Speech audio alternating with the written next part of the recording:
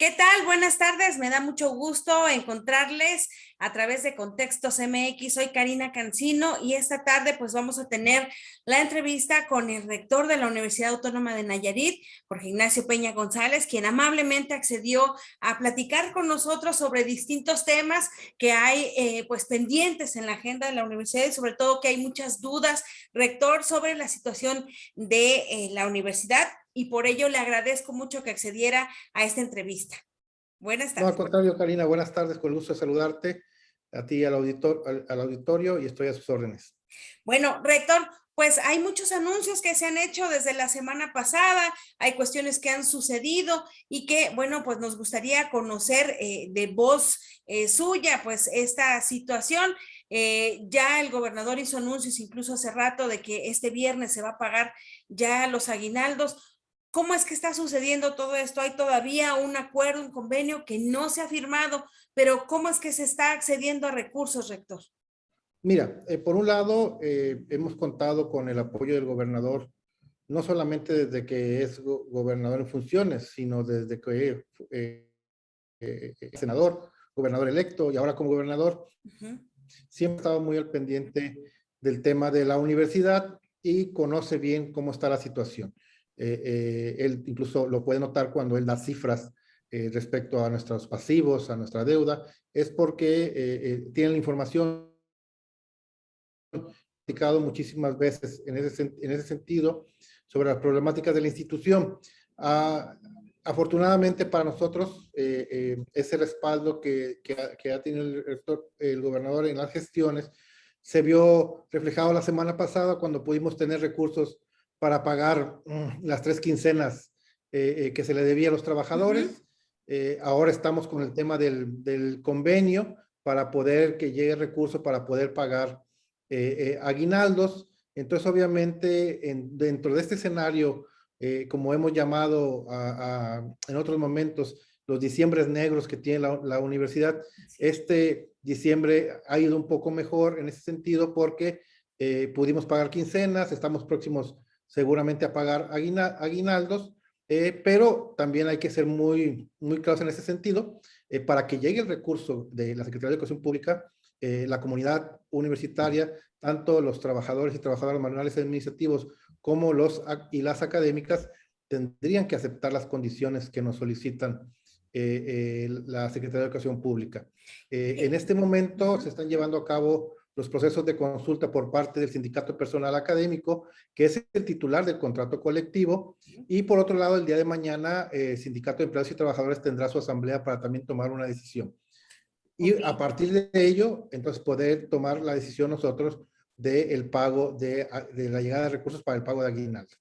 Oiga, rector, y a este asunto de las consultas en los sindicatos, por ejemplo, hace algunas horas veíamos también en redes sociales una especie de inconformidad de algunas personas porque sentían que no estaban siendo lo suficientemente consultados en cuestión de calidad por sus delegados sindicales y que hacía falta también pues mayor tiempo para poder que realmente participaran todas las personas en este ejercicio. ¿Qué es lo que pasa a este respecto, rector? Bueno, lo que sucede es que también nos toma este proceso en momentos complicados en el sentido de los tiempos, pero en honor a la verdad, tenemos más de un mes, cerca de mes y medio, platicando con los sindicatos respecto a la propuesta de CEP. Todo esto inicia cuando yo envío un oficio a la Secretaría de Educación Pública donde le informo que tenemos un déficit para el cierre de ejercicio y le solicito recursos extraordinarios para poder salir el ejercicio fiscal sin deudas. La Secretaría de Educación Pública me contesta que habría manera de ver la posibilidad de que pudieran llegar recursos siempre y cuando nosotros nos comprometamos a hacer cambios estructurales.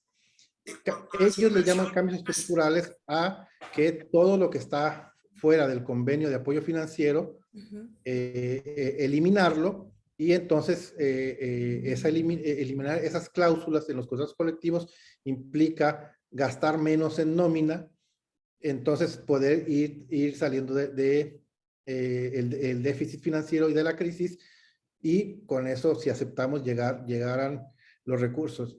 que se requiera. Oiga, Nosotros, en el primer momento que llegó esta propuesta, nosotros se la dimos a conocer a los sindicatos, ok. ¿verdad? Sí, Es decir, los sindicatos tienen más de mes y medio que conocen esta propuesta de la Secretaría de Educación Pública. ujú, Debo decir que la primera propuesta que nos hacen venía muy, muy fuerte. Los sindicatos inmediatamente dijeron que era una propuesta que era difícil de transitar. Hicimos mesas de trabajo, vimos qué esquemas podíamos tener para que disminuyera la solicitud de eliminación de cláusulas. En un principio solicitaban que elimináramos 17 cláusulas en ambos contratos colectivos, al final quedaron 12 que sentimos nosotros son las que menos perjudican a los trabajadores universitarios. Y a partir de ahí, el gran problema es que se nos viene el cierre del año y si no se firma ese convenio, los recursos no llegan, ¿verdad? Entonces, por eso es importante que quede muy claro el por qué la premura del tiempo. Es decir, ya no contamos con tiempo suficiente para hacer un análisis más profundo en ese sentido del convenio, ujú. ¿verdad? El convenio todo el mundo lo tiene. Desde la semana pasada se les dio a conocer ya el documento final a los sindicatos, se lo entregué a los directores de unidades académicas. Entonces, obviamente genera polémica en ese sentido, pero, insisto, al final, quienes tomarán la decisión respecto a la llegada o no de recursos es la comunidad universitaria. Oiga, rector, y entonces quiere decir que los recursos que ya están llegando son parte de este convenio, o sea, tiene que ser sí o sí la firma. ¿Qué tal que los sindicatos, o bueno, las personas de los que integran los sindicatos dicen que no? ¿Qué pasaría en este caso? Mira, en el caso del recurso que ya llegó, Ujú, es un recurso que nos otorgó gobierno del estado y con ello nos sentaremos a ver las condiciones sobre ese recurso. ujú. Digamos que es al margen del convenio de CEP. Lo que viene en este convenio sería lo que estaría por llegar a la universidad si se decide aceptar las condiciones que nos pone CEP. Que son, digamos, lo del aguinaldo, lo que hace falta, eso es lo que podrían hacer. No es todo, pero lo que nos ofrece la Secretaría de Educación Pública es poder pagar el aguinaldo al personal universitario y inmediatamente en enero tendríamos que ver qué sucede con las demás prestaciones que no se pueden cubrir, ¿verdad? Por eso, el día que estuvo el gobernador en la universidad ante el Consejo General Universitario, en mi participación, yo le pedía que se instalara una mesa de trabajo de manera inmediata para resolver el tema de la crisis de la institución, que hubiera ruta y no que, como todos los años ha sido, llega el mes de noviembre y es cuando ya se empieza a tomar acciones para este tema. Entonces, nunca vamos a poder salir de esta crisis si no hacemos un plan muy bien detallado que ya no implique eliminar más cláusulas que perjudiquen a los trabajadores y a los maestros de la institución. También lo manifesté ese día que estuvo el gobernador ahí. Ok. Oiga, Creo rector, que llegamos a un límite en ese sentido. y por ejemplo, en una de las cláusulas, este convenio que fue el que distribuyó Spawan a través de sus redes sociales, dice que pues no se, que se pagará más bien solamente a quienes tengan menor salario, a quienes ganen menos. ¿A qué se refiere esta situación? Sí, es una cláusula que también nos generó dudas, pero ya leyendo todo el convenio ya vemos que no, que en caso de que el recurso no alcanzar, se le tendría que privilegiar a los que menos ganan. Pero en este caso, el monto que va a llegar será suficiente para cubrir el aguinaldo, así que tanto el personal activo como jubilado y todo el personal tendría el pago de las prestaciones, de esa prestación, perdón. Y esto es considerando ya quitar las 6 prestaciones a cada uno de los sindicatos, las que se indican en este convenio. O sea, eso Sí, incidiría en el ganar menos, digamos. pero eso sería a partir de 2022. Ah, ok. Y En este ahora, momento, las prestaciones que se tenían en 2021 se tendrán que pagar. Si se dice que sí al convenio, se pagaría aguinaldo en los próximos días y buscaríamos tener un calendario de pagos de las prestaciones pendientes, porque el el 2021 se tiene que cubrir tal como estaban en los contratos colectivos. Los convenios que llegáramos a firmar tanto con Espaguán como Cetuán se aplicarían a partir del 1 de enero de 2022. Y ustedes tendrían que hacer todo un seguimiento, dice, según este documento, o sea, es decir, que en enero de 2015 devolverían de alguna manera remanentes. ¿Qué podría sobrar, rector? Es decir, si por alguna circunstancia el aguinaldo me cuesta a mí, a la universidad, 193 millones de pesos, nos llegarían 195. Entonces, si por alguna circunstancia yo no logro establecer un mecanismo para que los 2 millones restantes poderlos también distribuir en la comunidad universitaria, tendría que regresarlos. Es decir, yo como administrador de la universidad no me puedo quedar con recurso, ni lo puedo utilizar para otra cosa que no sea el pago de nómina. Entonces, sí ha llegado a pasar que por diferencias de 500,000 pesos, 700,000 pesos, nos vemos obligados a regresar este recurso. Pero al final lo que buscamos nosotros es que poder utilizar todo el recurso que nos va a llegar, nada más buscando bien el mecanismo para no ser observados por las auditorías. Y en general, rector, ¿cómo ve usted esto, pues estas condiciones que le piden a la universidad? Usted dice que venía más fuerte, que habían otras situaciones que podía afectar más a los trabajadores. Y bueno, así como quedó en lo que dice, por lo menos las acciones a las que se tendrían que comprometer ustedes, ¿cómo las ve? ¿Sí significa un sacrificio, digamos, para la Sí, por administración supuesto, universitaria? por ¿En qué supuesto. sentido, rector? Mira, todo, lo que pasa es que nosotros como universitarios y universitarias es la segunda ocasión que aceptaríamos que se eliminen prestaciones. Ya en 2019 lo hicimos y disminuye el salario. En 2021, si aceptamos, va a volver a disminuir el salario.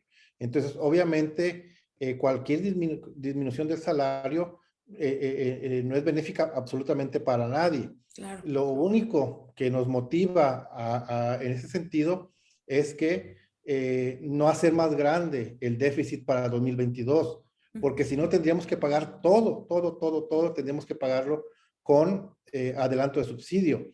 Y ya estamos en un momento donde hacia 2024, de seguir con este ritmo, hacia 2024, prácticamente todo el subsidio que nos llegaría sería para pagar la deuda del año anterior.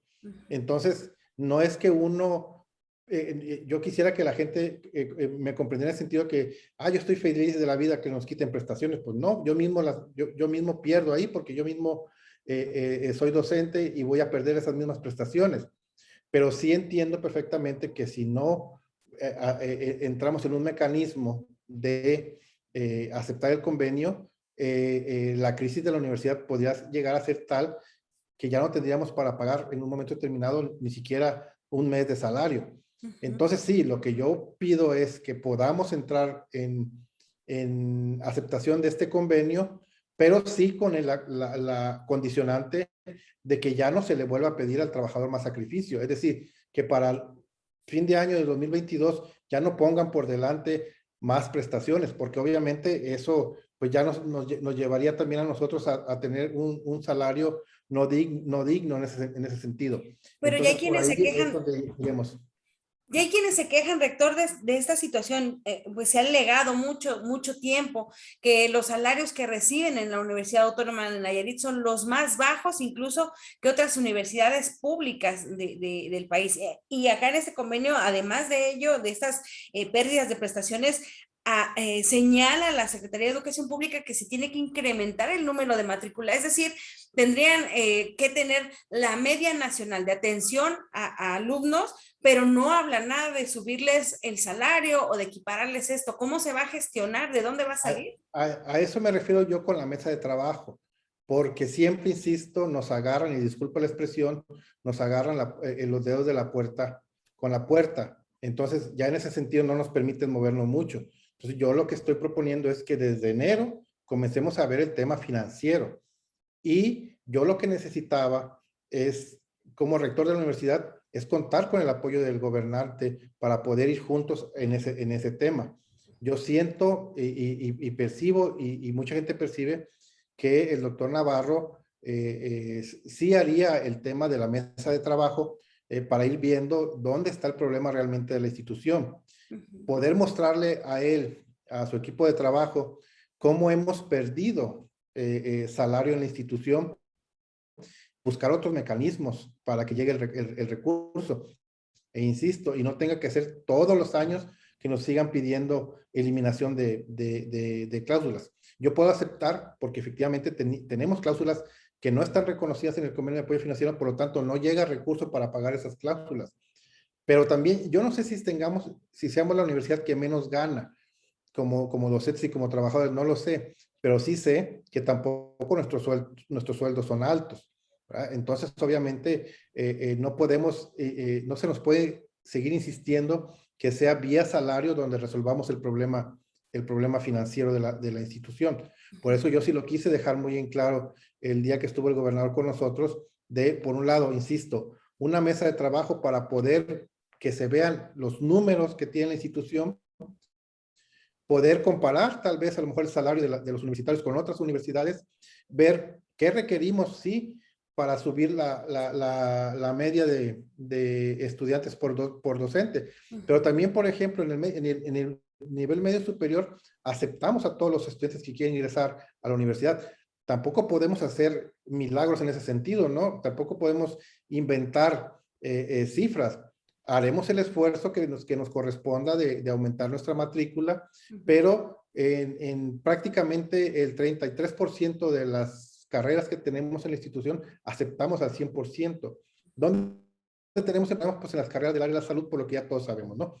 Entonces sí, va a representar un esfuerzo importante el convenio, sacrificar nuevamente parte de nuestro salario, pero obviamente buscando que sea la última ocasión en que tomen en cuenta el salario para resolver el problema déficit de la institución.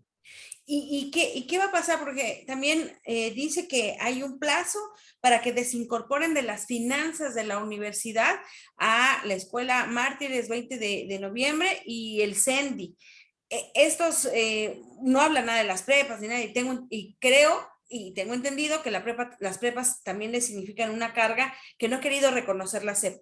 Pero estos dos en particular les han dicho que tienen que liberarlos, quitarlos pues de la cuestión financiera. ¿Cómo le van a hacer, rector? ¿Qué va a pasar? Mira, Porque la educación superior está cargando estas otras instituciones. Mira, en el caso de las preparatorias, sí es importante dejar claro, era una idea que se fue repitiendo año con año, de que no teníamos reconocidas las preparatorias y que entonces por eso no llegaba recurso.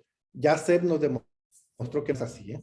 Sí tenemos reconocidas las preparatorias, ¿Sí? sí llega financiamiento. Lo único que no nos llega es un recurso que no es que no nos llegue, sino que hay un recurso adicional al subsidio que se reparte en todas las instituciones, tengan o no tengan media superior. Entonces, lo que pedimos nosotros como rectores, que sí tenemos media superior, es que ese recurso vaya únicamente a las universidades que tengan nivel medio superior y no se reparte en todas las universidades, incluyendo las que no tienen nivel medio superior. Pero no, hay que dejar claro, el nivel medio superior sí está reconocido por la SEP, sí nos llegan recursos para el nivel medio superior. Lo que durante tantos años se dijo, la verdad no es correcto. Y en el caso de la educación básica que tenemos en la institución, está en el contrato colectivo de CETUAN, es decir, hay un convenio firmado de reconocimiento de estos institutos, tanto del CENDI como de primaria y secundaria. Lo que SEP nos dice es que ya no se puede financiar esa parte. Entonces, la propuesta que se hizo es una mesa de trabajo también para que se busquen mecanismos de financiamiento que no, donde no sea directamente la institución quien pague el tema de primaria y secundaria. Aquí sí es importante aclarar que tenemos mucho tiempo para discutirlo. Estamos hablando de que es una propuesta que en 2 años se vea la manera de cómo financiar estas tres instituciones o estas tres áreas de educación básica. Entonces sí, obviamente genera mucha incertidumbre este tema y preocupación, pero es importante que nuestros compañeros que tienen a sus hijos en estos tres institutos, en el CENDI y en el Instituto Mártir el 20 de febrero, es que tenemos 2 años para sentarnos a platicar y poder definir cómo sería para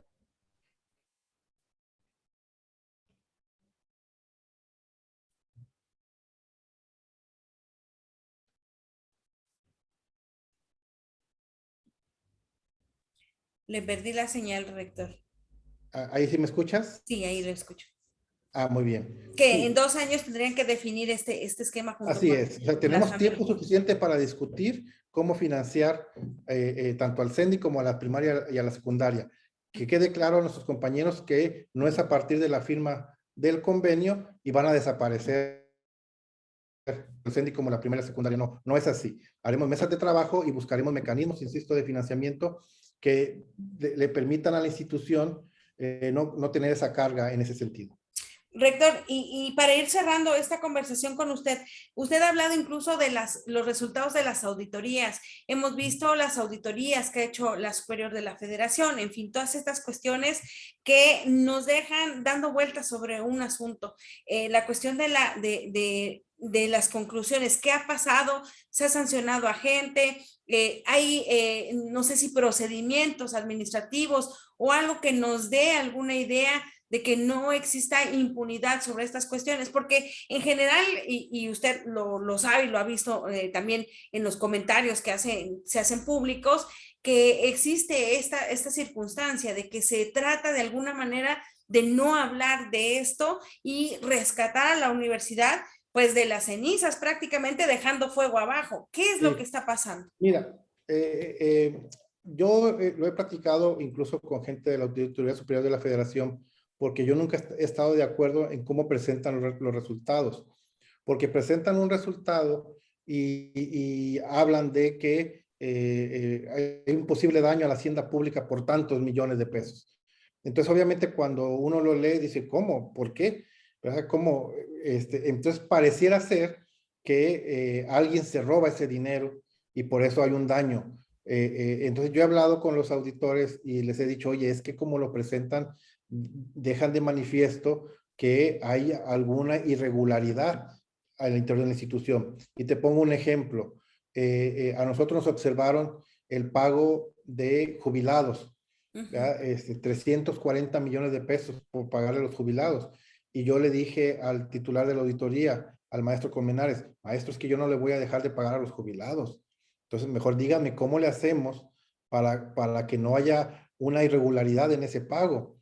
Entonces, nos sentamos en una mesa de trabajo y ya fuimos viendo el mecanismo para poder pagar a los jubilados sin que se viera que pareciera ser un desvío de recursos.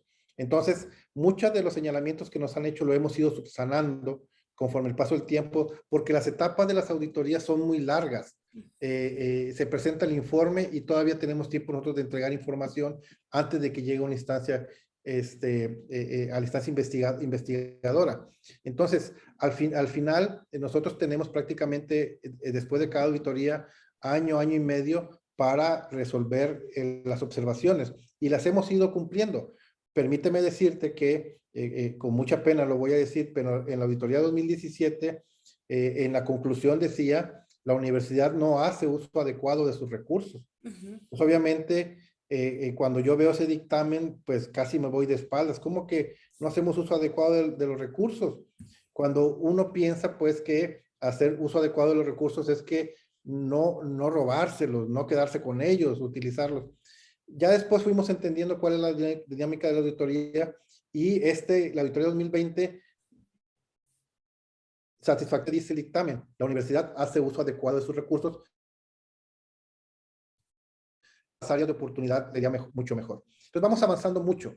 Yo sí le quiero dejar muy claro a la sociedad nayarit de la comunidad que no hay un desvío de recursos de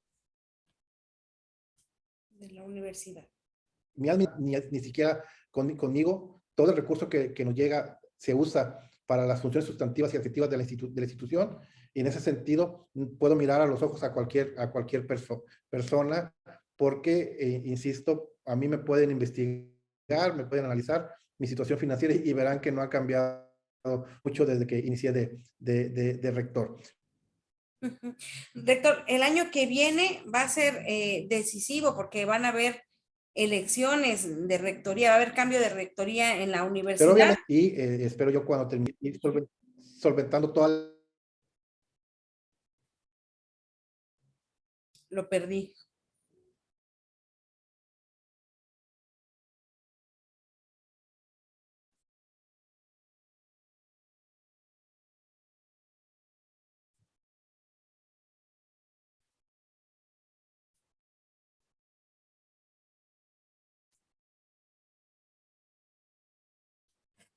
Todo lo que te tenga que clarificar ante la nueva. Lo estoy perdiendo, rector. Se va se va su conversación de repente.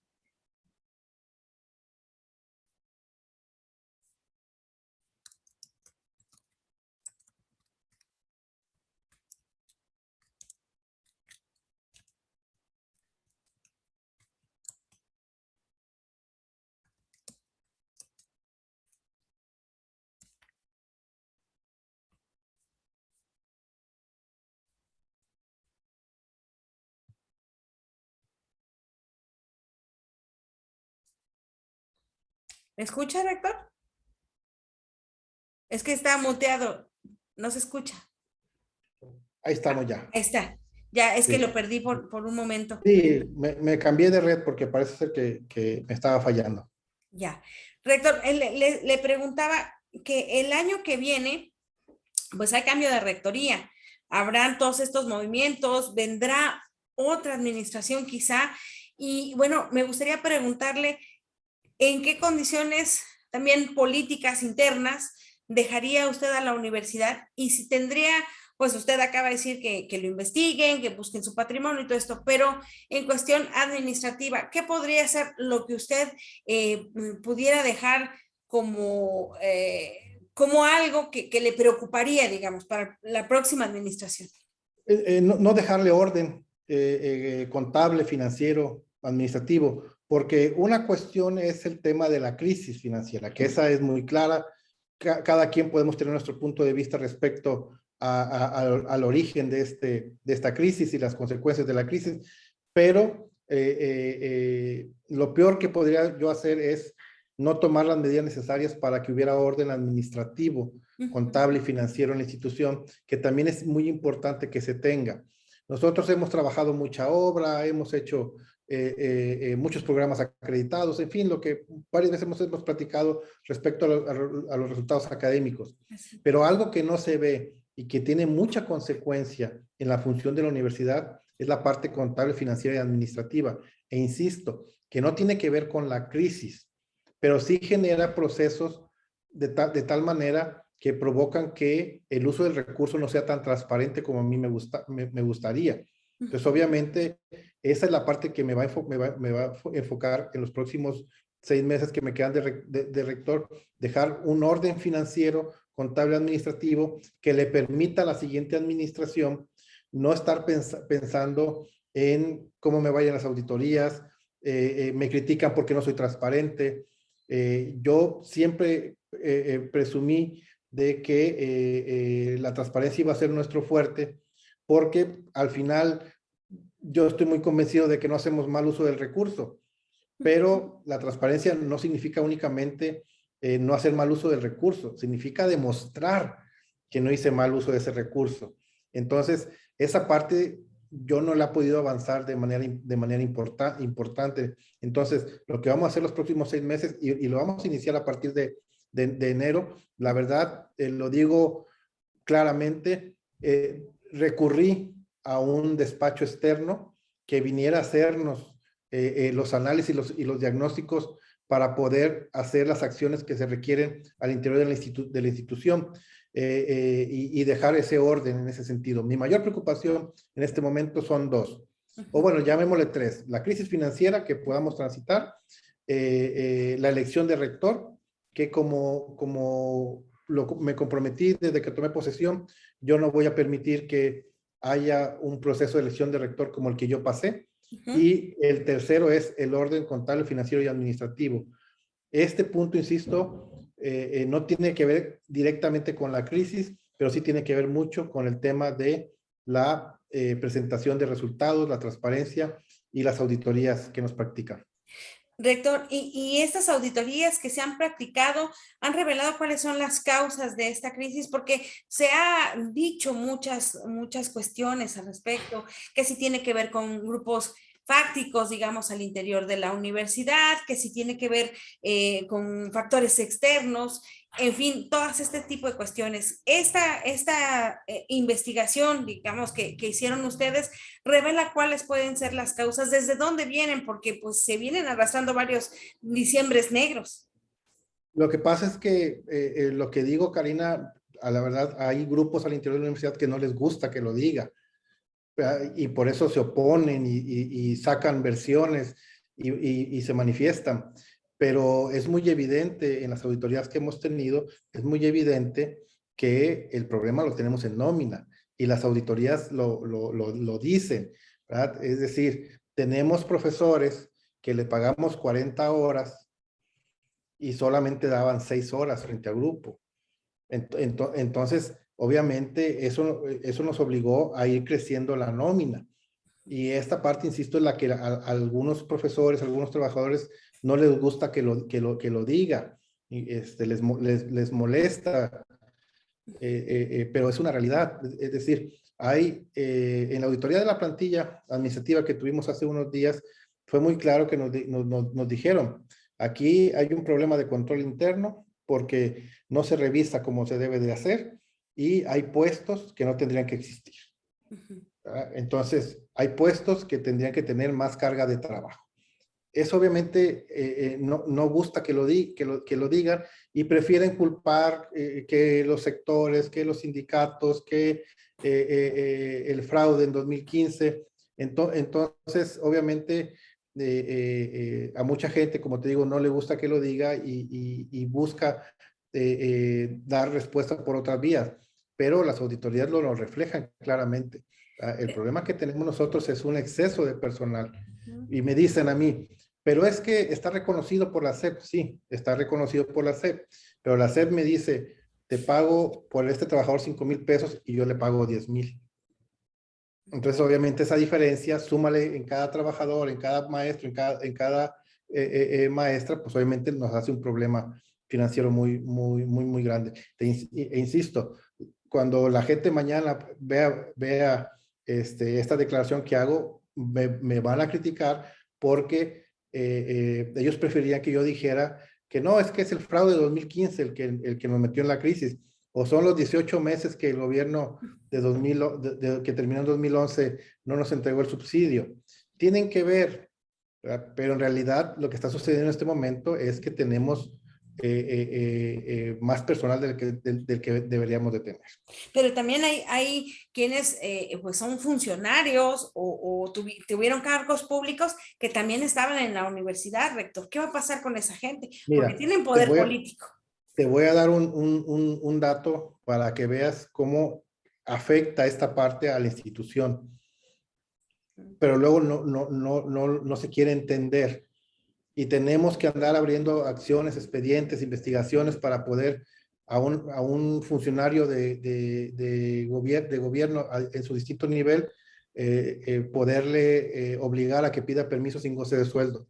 En este momento tenemos 22 personas que hicieron su trámite de solicitud de permiso sin goce de sueldo porque fueron invitados a trabajar en gobierno del estado, en gobierno municipal, en un organismo autónomo. Nada más 22. ¿Verdad? Esos 22 personas nos van a permitir un ahorro de 5 millones de pesos. Pero tú y yo sabemos que hay más gente que 22 universitarios.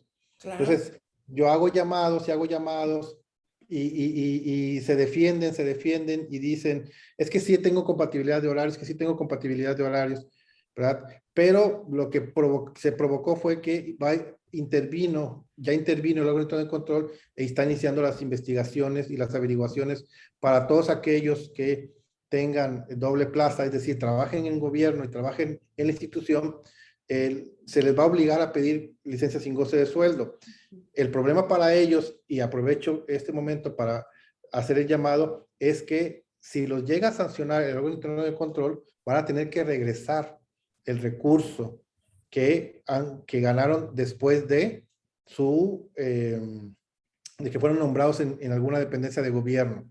Entonces, 22 personas nos dan un ahorro de 5 millones de pesos. 5 millones de pesos es una prestación, ¿verdad? Entonces, obviamente, es la solidaridad con la institución de aquellas personas que fueron invitadas a trabajar en una dependencia de gobierno para que la crisis y el déficit sea mucho menor. Insisto, no son solamente 22 personas las que fueron invitadas, son muchas más, ¿Cómo pero cuántas no. serán?